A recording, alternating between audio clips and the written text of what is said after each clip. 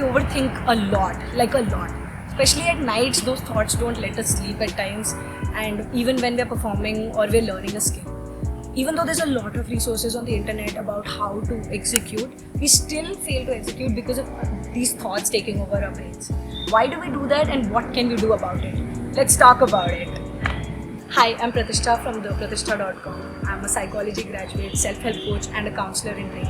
I help young adults figure their lives out through one-on-one coaching, workshops, and videos. I'm also the founder of Blue Raccoon Workshops, which you can check out in the link in our description. I'm going to put everything in the description. But yeah, enough about me. Let's talk about overthinking. According to Merriam-Webster Dictionary, overthinking is to think too much about something or put too much time into thinking or analyzing something that's more harmful than helpful. But we know all of these definitions, we know what it looks like and what it feels like.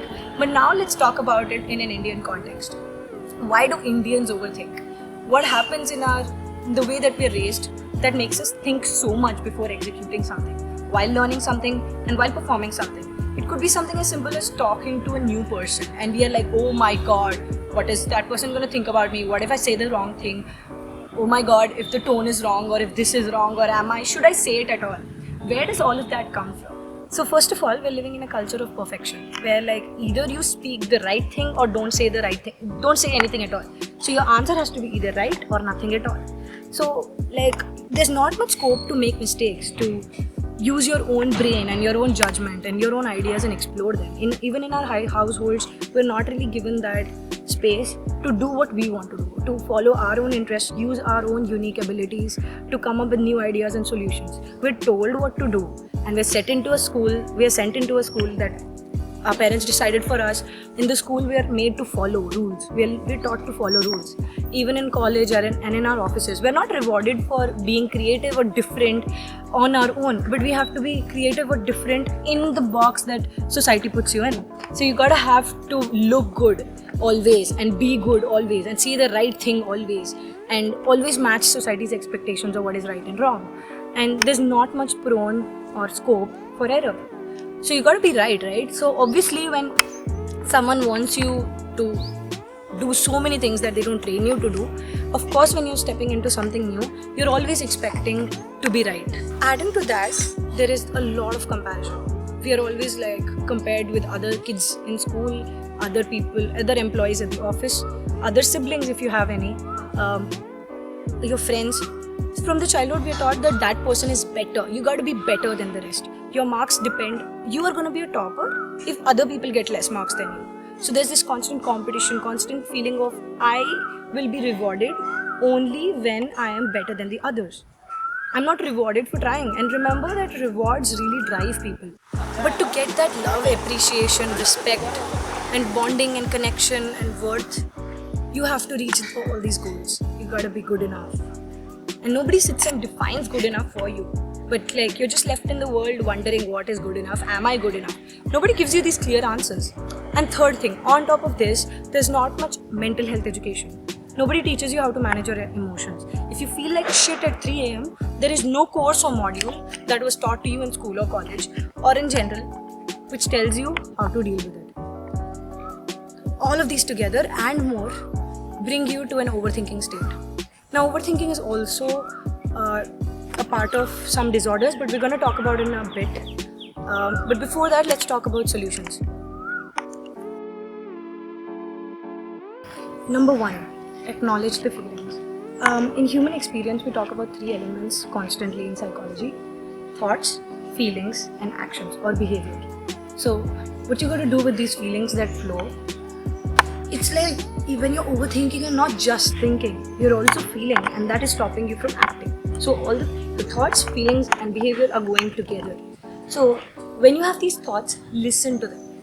Maybe write them down, maybe vent them out, maybe share it with someone, but listen. What's coming in your head? Is it a lot of like rounds and rounds? Maybe you could just write down the thoughts in a flowchart kind of a thing, or just journal, and when you wake up in the morning, you go through it again and you go like, okay, what can I do? What is the data that this whole thing brings? So it could also be, for example, I'm not someone who writes a lot, I'm someone who talks a lot. So I would send voice notes to people. Alternatively, I'll record my own voice and listen to it later when I'm in a different state of mind, where I'm more conscious, because for me, Night is when my feelings come up more, and day is when my thoughts come up more. So I'm more logical in the day. So what I would do is I would read it again and I would see what can we do with this. If it's a lot of repetitive thoughts, what are the repetitive thoughts? To what, like let's say I go 1, 2 and 3 in order, and then 4, and then again 1, 2, 3, and then 3, 2, 1, and then 1, 2, 3. So then that means 3, 3, 3, 3. So that means that 1, 2, 3 I understood. Now let's go to 4. And then what do we do with 1, 2, 3, 4?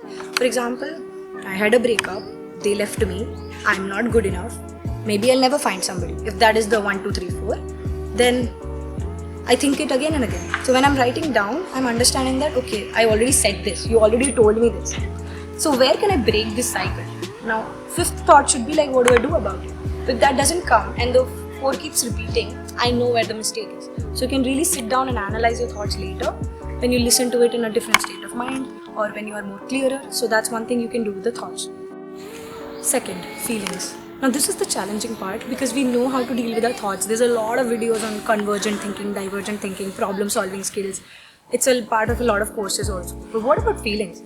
It's difficult, but it's important.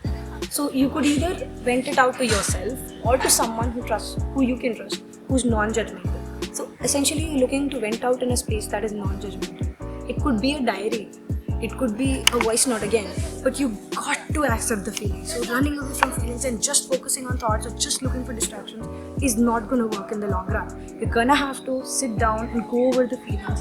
If you're ruminating over the past, if it's about the past, go into yourself and understand how did you feel. I know it's difficult, but I also know it's very, very important, and that's the only thing that can liberate you from the never-ending cycles. Behavior, third, is automatically going to get better when you're doing these two things. But now let's talk about another alternative. What if all of these thoughts are not in your control? So that's one question that you ask yourself. Are they in my control or not? If it's too many and if it's too outside of your scope, that's when you might need to reach out to a therapist.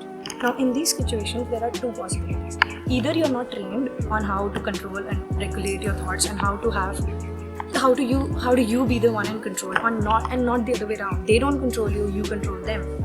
Either you're not trained in this, or there is also scope for a bigger issue underlying disorders for which overthinking is a symptom. For example, social anxiety disorder, phobia, depression, OCD, schizophrenia, post-traumatic stress disorder. This is just a long list. So either you are not trained on, you don't have these disorders but you're not trained on regulating your thoughts, or you have one of these disorders or a combination of these.